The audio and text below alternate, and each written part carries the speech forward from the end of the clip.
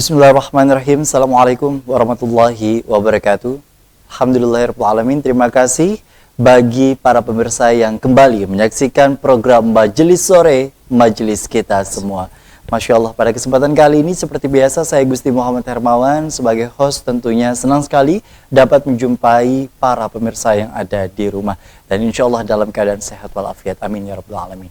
Dan pada kesempatan kali ini seperti biasa kita mengundang dan menghadirkan narasumber dari UIN Antasari Banjarmasin untuk membahas kajian-kajian Islami insya Allah. Dan pada kesempatan kali ini seperti biasa kita sudah menghadirkan satu narasumber, yakni kali ini ada Bapak Nur Yadin. Assalamualaikum. Waalaikumsalam warahmatullahi wabarakatuh. Sehat Pak ya? Alhamdulillah sehat. Alhamdulillah. Tentunya seperti biasa dalam majelis sore selalu berbeda temanya, walaupun kemudian tujuan utamanya hanya satu, yakni insya Allah kita membahas bersama-sama dan tentunya membawa kebermanfaatan bagi para pemirsa. Bukan hanya sebagai tontonan ya Pak ya, tapi insya Allah menjadi tuntunan. Bagaimana berkaitan dengan tema kita pada hari ini? Tema kita hari ini boleh disebutkan? Membentuk pribadi manusia yang manusiawi. Membentuk pribadi manusia yang manusiawi. Masya Allah. Kalau istilah hari ini yang lagi berkembang kan adalah memanusiakan manusia. Ya, yang tentunya juga sering kali disebutkan dan bahkan semacam menjadi kembali ke fitrah. Ya. Sebagaimana seharusnya seorang manusia. Boleh kita dengarkan bersama. Bismillahirrahmanirrahim. Alhamdulillahirabbil alamin. Wassalatu wassalamu ala asrafil anbiya'il mursalin wa ala alihi wa ashabihi ajma'in, amma ba'du. Alhamdulillah, puji syukur kehadiran Allah Subhanahu wa taala. Kita dapat bertemu di majelis sore pada hari ini. Semoga kita diberikan keberkahan, amin, kebermanfaatan oleh Allah Subhanahu wa taala. Amin ya rabbal alamin. Salawat dan salam tidak lupa kita haturkan kepada junjungan kita Nabi besar Muhammad sallallahu alaihi wasallam. Semoga kita selalu bersalawat kepada beliau sampai ruh mengeluarkan dari jasad kita. Amin ya Allah ya rabbal alamin. Para pemirsa TV Duta TV yang dimuliakan Allah Subhanahu wa taala, berbicara mengenai memanusiakan manusia ini pada dasarnya sebenarnya sudah memberikan hal yang terbaik pada diri kita ya Gusti Hermawan ya. Kenapa demikian? Karena Allah Subhanahu wa taala sudah menurunkan kepada kita yang namanya Al-Qur'an melalui malaikat, melalui Nabi besar Muhammad sallallahu alaihi wasallam, dan kita dalam keadaan di bulan Syawal ini masih dalam keadaan fitrah. Artinya demikian dikatakan karena halal bihalal itu adalah memberikan manfaat bagi kita, bagi orang lain, dan untuk orang lainnya. Sekali lagi, bagi kita, bagi orang lain, dan orang yang lain lagi. Kenapa demikian? Karena dengan berakhirnya Ramadan, kemudian datangnya Syawal, itu adalah memberikan manfaat supaya kita lebih memanusiakan manusia. Kenapa demikian? Ramadan dikatakan dalam surah Al-Baqarah 183 itu di ujung ayat dikatakan la'allakum tattaqun. Konsep la'allakum tattaqun itu kemudian disosialisasikan dalam bentuk bahwa yang namanya bertakwa itu diantaranya adalah bagaimana kita menjadi pribadi yang dapat memberikan manfaat pada orang lain. Manusia yang dalam hadis, orang yang bermanfaat adalah orang yang baik, itu adalah bermanfaat bagi dirinya dan untuk orang lain. Nah, khairukum. Jadi ketika kebaikan itu pada diri kita kemudian bermanfaat untuk orang lain, itulah pada dasarnya memberikan manfaat bagi diri kita dan orang lain. Nah, para pemirsa TV yang dimuliakan Allah Subhanahu wa taala, Allah Subhanahu wa taala memberikan kepada manusia dalam berbagai keutamaan, kelebihan dibandingkan makhluk yang diciptakan Allah pada makhluk yang lain. Di antara kelebihan manusia itu adalah manusia dapat bersosialisasi dengan manusia yang lain. Di antaranya juga ketika kita mengatakan Assalamualaikum, maka dijawabkan Waalaikumsalam warahmatullahi wabarakatuh. Ini memberikan bahwa bentuk sosial manusia ketika dia mengucapkan salam, maka dijawab dengan salam. manfaat yang lebih adalah ketika itu mengandung doa kepada diri kita dan kepada orang lain. Nah, manusia memanusiakan orang lain yang dimaksud dalam kajian kita pada hari ini adalah laqad kana lakum fi Rasulillahi uswatun hasanah. Rasulullah Shallallahu alaihi wasallam itu diutus adalah menyempurnakan akhlak manusia. Sebenarnya manusia ini baik gitu kan? Baik ketika dia memperoleh apa yang diberikan Allah, kemudian mensyukuri apa yang kita di awal katakan, alhamdulillah, segala puji bagi Allah Subhanahu wa taala. Manusia disuruh untuk memuji kepada Allah dan manusia disuruh untuk beristighfar kepada Allah. Sebenarnya kembalinya adalah untuk diri kita sendiri. Para pemirsa TV yang dimurati Allah Subhanahu wa taala. Maksud bahwa ketika kita dikatakan sebagai seorang yang manusia, dikatakan bahwa manusia sempurna, dia mempunyai nilai-nilai yang bermartabat yang dapat dijadikan sebagai contoh untuk dirinya dan orang lain. Maka dari itu ada beberapa hal yang perlu kita beritahukan, bahwa manusia itu mempunyai banyak sekali nilai yang dapat diberikan ketika dia dikatakan sebagai seorang manusia. Yang saya katakan bahwa manusia itu adalah sebagai seorang Homo sapiens dalam bahasa Yunani kan, orang manusia yang bersosialisasi. Ketika kita beribadah kepada Allah Subhanahu wa taala, ada namanya ibadah mahdhah, ada namanya ibadah ghairu mahdhah. Ada ibadah itu yang memang diwajibkan kepada kita dan itu ukurannya wajib untuk pribadi kita. Contoh yang jelas, ketika kita sholat, sebelum kita sholat wudhu, sebelum wudhu kita beristinja atau kita berbersih-bersih, maka itu adalah syarat sah untuk wudhu. Syarat untuk sholat adalah wudhu, dan itu adalah kewajiban kita pribadi. Kemudian kita sholat. Yang menjadi persoalan adalah ketika kita dikatakan bahwa kita sholat, kita wudhu, atau kita beristinja, apakah itu cukup untuk nilai pribadi kita? Boleh jadi ya. Tapi sebenarnya boleh jadi kita kadang-kadang hanya memikirkan bahwa fitrah yang pada diri kita hanya baik untuk diri kita. Tapi apakah sudah menjadi baik untuk orang lain? Saya misal di asrama saya, ketika saya sudah mandi, kemudian bekas mandi saya itu ada bekas sabun, kemudian kotor, atau misalnya ketika saya masuk ke kamar kecil kotor, masa bodohlah orang yang belakangan ditinggalkan, masa bodohlah orang yang bersihkan belakangan. Baik bagi diri kita, boleh jadi tidak baik untuk orang lain. Oke. Itu maksud bahwa mensosialisasikan diri kita untuk orang lain, merasa bahwa diri kita baik, ternyata masih ada bentuk sosialisasi yang tidak manusia pada diri kita.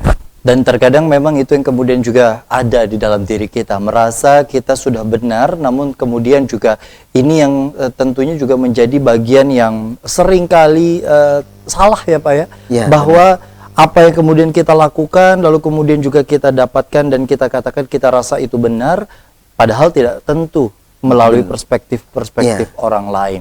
Nah, tentunya juga berkaitan dengan hal ini, seringkali perasaan-perasaan yang kemudian juga muncul di dalam diri, mungkin didorong oleh nafsu, lalu kemudian juga kurangnya pengetahuan akan pemahaman ilmu agama, sehingga dengan kondisi seperti itu kian melebar, kian membesar, dan bahkan menguasai di dalam kondisi diri. Lalu seperti apa sebenarnya untuk memulai hingga diri sebagai manusia mampu memanusiakan diri sendiri dan mampu memanusiakan orang lain?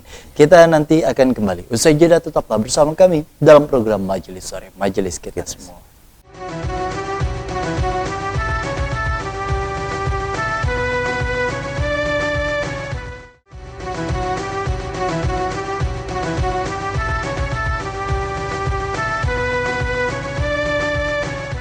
Terima kasih Anda masih bersama kami dalam program Majelis Sore, Majelis Kita Semua. Dan berbicara mengenai berbuat baik kepada orang lain, seringkali ada muncul istilah hari ini yakni selfish begitu, di mana kondisi di mana kita semua merasa harus cinta dengan orang lain, lalu kemudian juga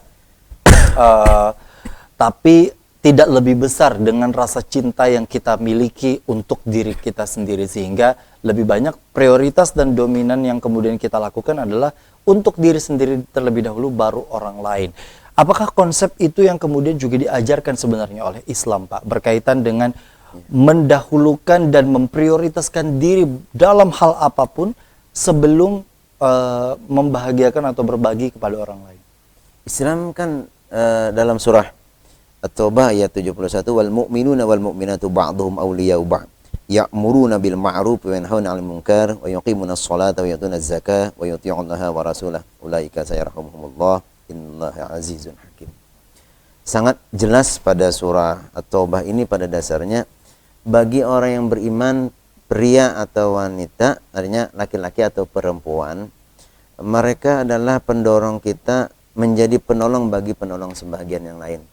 Sebenarnya sejalan dengan apa yang saya katakan tadi, bahwa manusia itu mempunyai nilai-nilai sosialis sebenarnya ya. Tapi kadang-kadang nilai sosialis kita itu terkubur dengan paradigma kita merasa mampu. Paradigma kita merasa hebat. Ya. Keakuan itu, Pak. Ya, keakuan itulah yang menyebabkan menguburkan kita bahwa kita merasa mampu. Ini yang menjadi suatu persoalan dalam kehidupan kita. Suatu contoh, Islam sebenarnya sangat, bukan berarti memang kita haruskah mendahulukan kepentingan orang lain di atas kepentingan pribadi. Tidak seharusnya juga demikian. Kepentingan saya dengan keluarga saya, maka wajib di atas kepentingan di sekitar saya dulu. Artinya jangan sampai nafkah, contoh kalau istri gitu, semisal nih contoh ya, kita disuruh mengerjakan yang ma'ruf dan meninggalkan yang mungkar. Misal kita berdakwah, jujur ya, misal saya berbuat kebaikan tapi saya harus meninggalkan anak istri saya tanpa ada nafkah. Persoalan dalam keadaan nilai kita sebagai seorang manusiawi yang dalam kaidah dalil aqlal, kita wajib menafkahi anak istri kita. Nah, kepentingan saya berdakwah wajib juga, tapi sejauh mana kepentingan itu dapat memberikan efek sosial juga kepada kepentingan yang lain. Artinya menurut saya dua hal yang menyebabkan, satu, kepentingan orang, kewajiban saya untuk mengayomi keluarga saya, orang istri anak saya. Satu, itu juga merupakan jihad fisabilillah. Ketika saya seorang guru, seorang dosen, saya wajib mengajar sejalan dengan kewajiban saya. Tapi bukan berarti ketika selesai kewajiban saya, apakah gugur kewajiban yang lain? Tidak demikian menurut kita. Saya seorang pedagang, ketika saya seorang pedagang kemudian saya sudah berusaha, takaran dan timbangan itu semaksimal mungkin kita usahakan untuk yang baik untuk diri kita dan untuk orang lain. Apakah selesai? Tidak juga demikian. Artinya memang secara syariat kita diatur dalam kaidah, janganlah kita mengurangi takaran timbangan, janganlah kita mengambil hak orang lain, kan gitu kan. Tetapi kita sebenarnya seketika sudah selesai kita melakukan yang tadi, ketika misal saya sudah mengajar selesai, atau saya berjual beli selesai, atau saya sudah melakukan kewajiban mencari nafkah selesai, berarti kita mencari satu hal yang dalam takaran akal kita menganggap itu selesai. Tetapi memanusiakan yang lebih baik bagaimana? Saya seorang dosen atau saya seorang guru, maka seminimal mungkin maka haruslah saya mendoakan anak murid saya. Walau sebenarnya menurut saya, udahlah saya selesai mengajar, transfer knowledge saya sudah terjadi, Tapi beban mental apa yang perlu kita lakukan ketika itu selesai? Jujur, sejauh mana berapa ribu dunia pendidikan mengeluarkan para pelajar, berapa ribu perguruan tinggi mengeluarkan mahasiswa, apakah kita bukan mengatakan bahwa bermartabatkah, bermanusiawikah mahasiswa yang sekian ribu keluar itu, sekian pelajar yang keluar itu menjadikan, apakah nantinya sebagai berapa ribu yang nantinya keluar kemudian dia menjadikan dalam kaidah Pancasila bermartabat, bermanusia, berkarakter. Tetapi ternyata tidak juga demikian. Indonesia jujur kita berusaha kan, sebenarnya kita berusaha sih. Walau sebenarnya waiting list jamaah umrah dan haji kita selalu overload kan gitu. Tetapi begitu banyak juga kejahatan yang terjadi di negara kita. Begitu banyak juga penyelewengan dana yang umrah yang dilakukan oleh orang muslim juga. Nah, berusahalah kita, maksud saya, kita sebagai seorang muslim yang mempunyai karakter sebagai seorang muslim, bermartabat sebagai seorang muslim, di akhir Ramadan kita berusaha tetap menjaga bagaimana kaidah barakallah, gitu kan, berberkahlah Ramadan untuk diri kita dan kemudian nanti. Oke. Itu yang maksud kita. Berberkahlah kita sebagai seorang guru untuk diri kita dan untuk siswa dan siswi kita. Berberkahlah sebagai seorang dosen bagi kita dan untuk mahasiswanya ke depan. Ketika nanti dia ditanya atau ketika saya ditanya, apakah kita sudah memberikan yang terbaik? Kita sudah memberikan, yaitu dengan kita mendoakan kepada Allah. Semoga orang-orang yang kita keluarkan, orang-orang yang kita ajaran, memberikan keberkahan bagi dirinya dan untuk orang lain. Itu yang kemudian juga harusnya kita tanamkan. Ketika kebaikan yang kemudian juga ditampilkan di tengah orang lain, ini bukan hanya ditampilkan pada sebatas perlakuan atau sikap, bahkan doa pun ternyata itu menjadi sebagai salah satu langkah atau usaha yang tadi disampaikan untuk kita bisa berbuat baik kepada orang lain, begitu Pak ya. Ya. Artinya dengan doa ini gini, saya potong.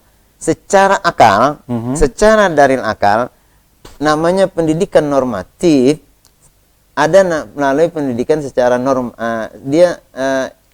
secara reguler, katakan gini ya, bahwa secara akal manusia dididik, ada pendidik, ada yang dididik kan gitu.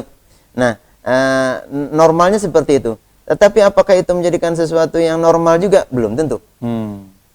Jadi ketika orang itu merasakan munculnya rasa sosialnya, kata saya tadi, saya ketika keluar dari WC umum, tapi apakah tergerak untuk saya membersihkan WC umum? Nah, ketika kita mengeluarkan seorang mahasiswa sekian ratus, sekian ribu, apakah dia tergerak nantinya untuk memberikan kebaikan pada orang lain? Jadi ada tanggung jawab moral, terutama pada setiap profesi apapun itu, bukan hanya guru, pedagang dan lain sebagainya, tapi di satu sisi yang lain ketika berbuat baik itu kemudian juga menjadi sebuah hal yang bisa kita latih, bisa kita perbaiki, maka itu jauh lebih baik dibandingkan tidak melakukan apapun atau kemudian juga merasa yang paling benar adalah diri sendiri, begitu Pak ya. Kita nanti akan kembali usai jeda, tetaplah bersama kami dalam program Majelis Sore, Majelis Kita Semua.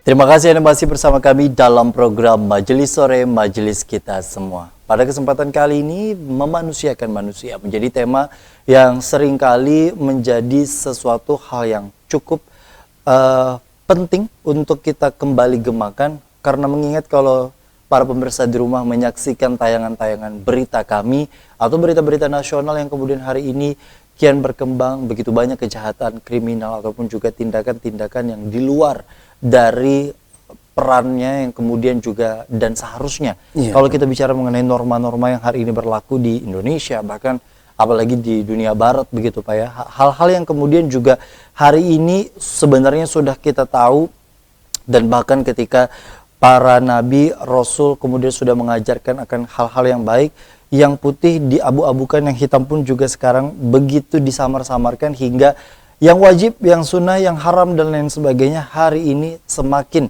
kian diabu-abukan dari, atau kemudian juga ditinggalkan lah istilahnya, diabaikan untuk kemudian juga melakukan hal-hal yang di luar dari yang seharusnya.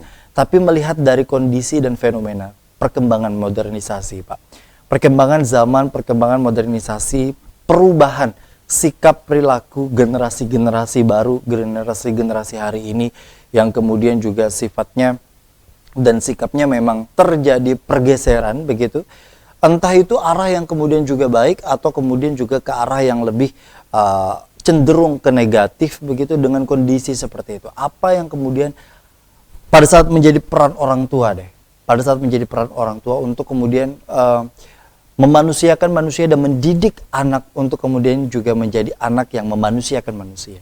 Baik, kalau pada kondisi keluarga itu orang tua mempunyai peranan yang sangat penting. Jadi peranan itu adalah amanah.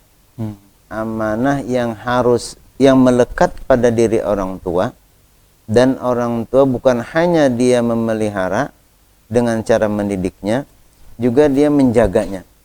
Jadi memelihara itu dalam artian dia hanya sekedar dalam bentuk fisik.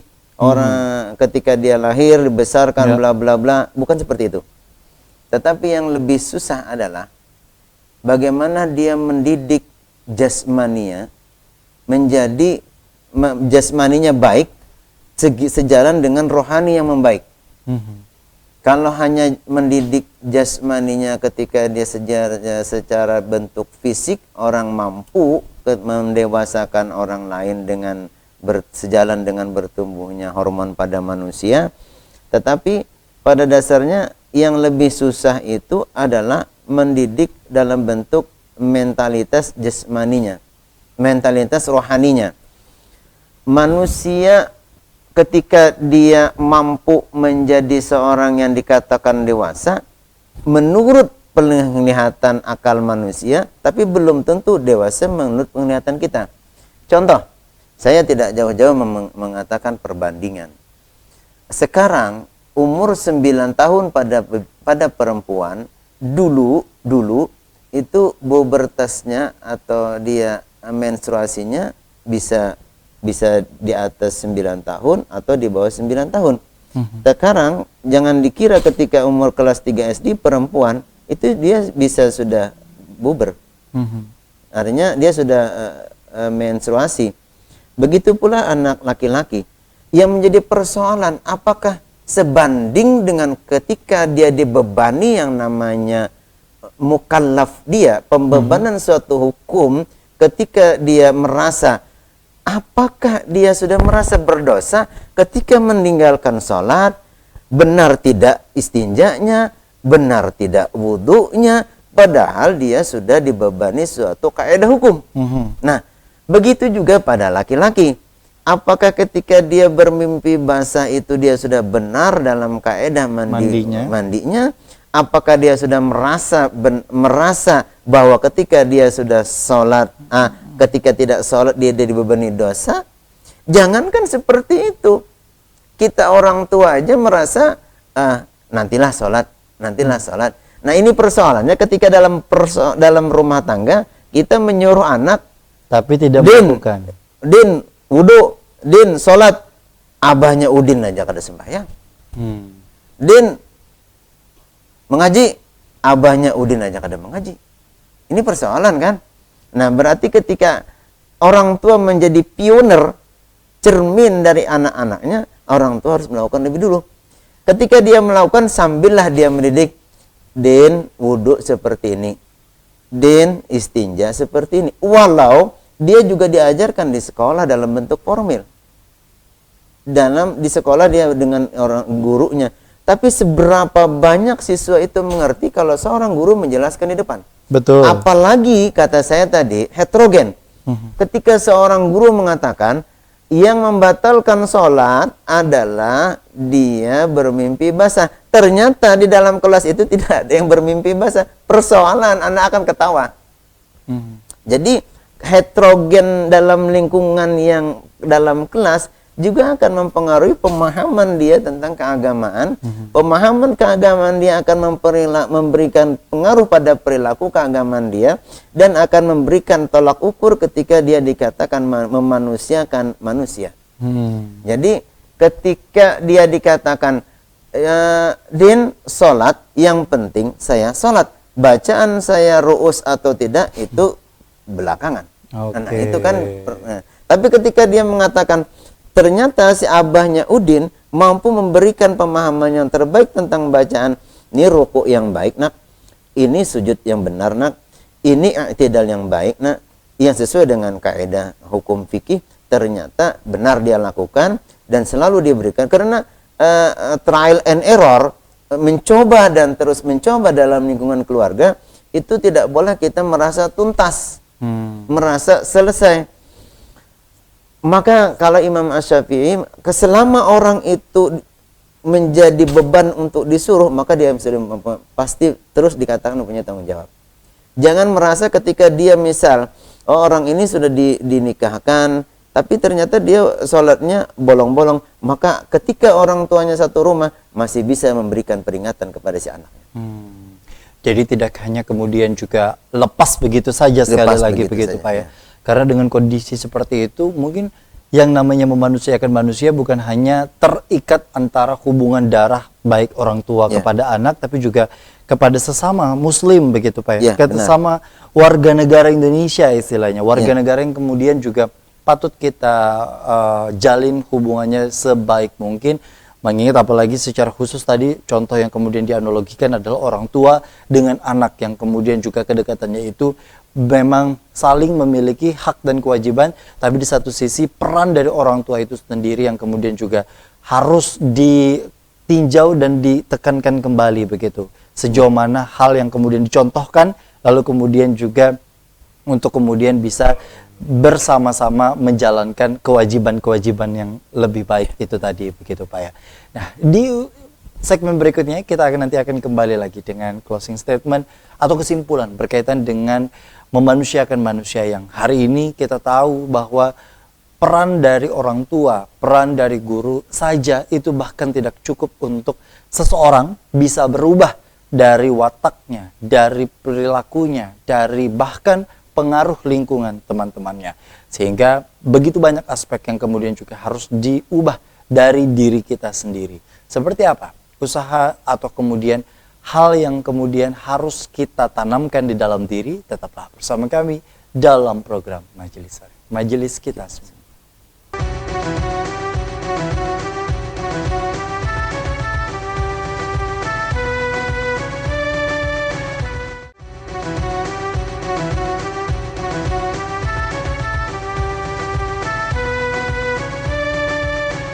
Terima kasih Anda masih bersama kami dalam program Majelis Sore, Majelis Kita Semua. Dan dalam kesempatan kali ini kita sudah banyak ya membahas seputar memanusiakan manusia. Namun yang kemudian ingin menjadi penekanan Pak dalam tema yang kemudian hari ini kita bahas adalah tentu berbuat baik terhadap diri sendiri dan keluarga memang sesuatu hal yang mulia. Namun ketika berbuat baik kepada semua orang, itu yang menjadi PR bagi kita semua, yang tentunya tidak akan habis dan cukup rasanya, dan tidak akan pernah tuntas selagi kita masih hidup. Nah, PR ini kan Pak harus kita kerjakan secara terus-menerus sampai kita memang sampai pada ajal dan waktunya. Lalu kemudian seringkali ada perasaan enggan, ada perasaan malas, ada perasaan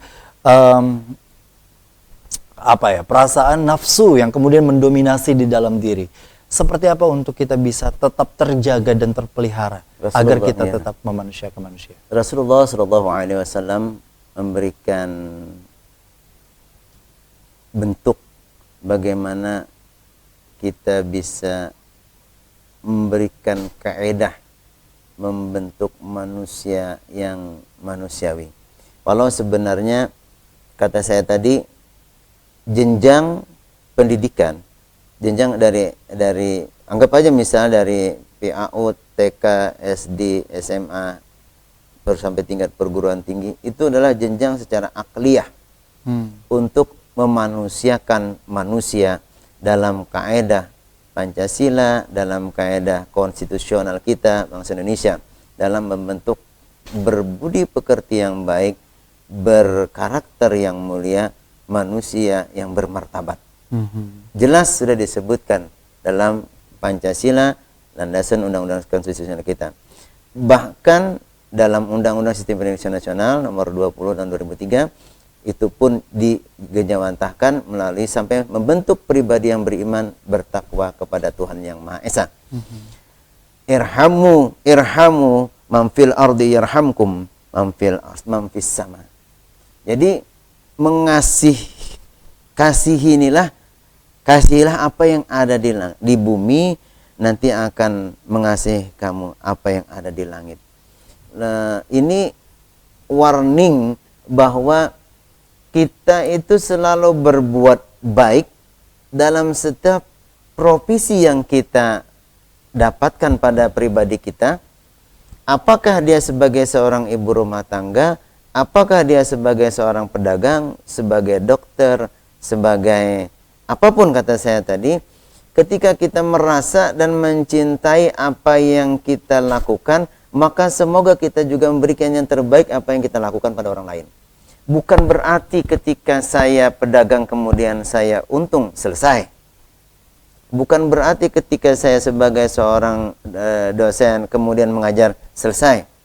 Bukan berarti ketika saya seorang dokter, ketika saya memeriksa, selesai.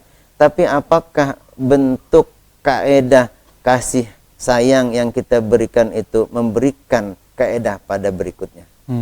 Itu yang saya katakan tadi sebagai suatu contoh. Seorang ibu bukan hanya dia melahirkan, seorang bapak bukan hanya dia memberikan nafkah, tapilah menjadi ibu yang baik yang dapat memberikan keberkahan di dunia dan akhirat. Memberikan keberkahan, mencarikan nafkah kepada si anak yang membentuk karakter dia dalam kehidupannya dan menjadikan dia sebagai pengganti orang pengganti kita nantinya di akhir hayat kita, dan menjadikan kebaikan pada diri kita dan pada orang lain. Jangan, yang na'udzubillahi min calik, semoga tidak terjadi apa yang terjadi saat ini yang kita lihat di media. Na'udzubillahi min calik, ada seorang anak membunuh ibunya. Dan itu seperti